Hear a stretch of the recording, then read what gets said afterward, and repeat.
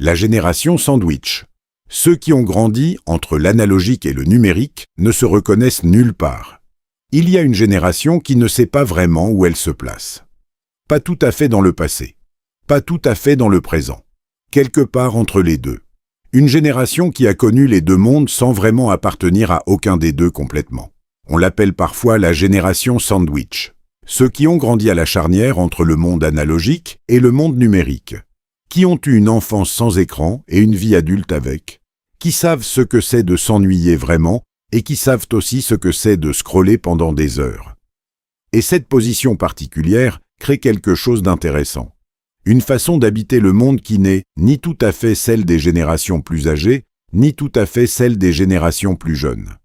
Selon certains travaux en psychologie et en sociologie, les personnes qui ont vécu cette transition technologique pendant leur enfance ou leur adolescence auraient développé une forme de double conscience. Ils comprennent les deux langages, ils naviguent dans les deux mondes, mais ils ne se sentent parfaitement à l'aise dans aucun des deux. Avec les générations plus âgées, ils partagent la mémoire du monde d'avant, les après-midi dehors sans téléphone, les encyclopédies en papier, l'attente du vendredi soir pour regarder un film.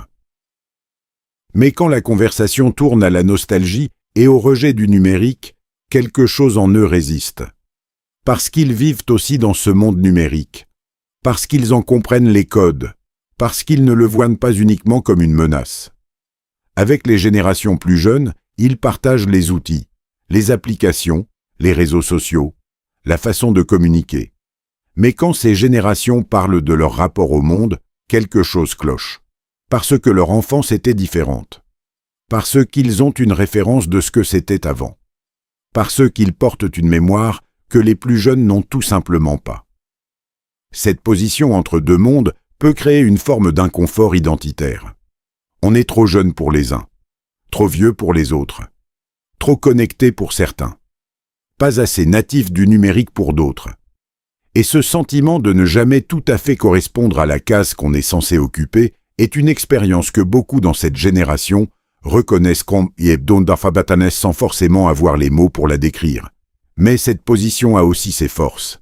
Ces personnes ont la capacité rare de comprendre les deux côtés, d'être des traducteurs entre les générations, de voir ce qui se perd dans la transition et ce qui se gagne, de ne pas idéaliser ni le passé ni le présent parce qu'elles ont connu les deux. Certains chercheurs suggèrent que cette génération aurait développé une flexibilité cognitive particulière, la capacité à passer d'un mode de pensée à un autre, à utiliser des outils d'un numérique avec aisance tout en conservant des façons de penser et de résoudre les problèmes hérités d'un monde plus lent, plus patient, plus linéaire. Ce n'est pas une génération perdue, c'est peut-être une génération charnière, celle qui a vécu la transition de l'intérieur, et qui, précisément pour cette raison, comprend quelque chose sur le changement que ni les générations d'avant ni celles d'après ne peuvent tout à fait saisir. Faites-vous partie de cette génération? Partagez votre avis dans les commentaires et abonnez-vous à notre chaîne pour découvrir d'autres contenus similaires. Sopuy.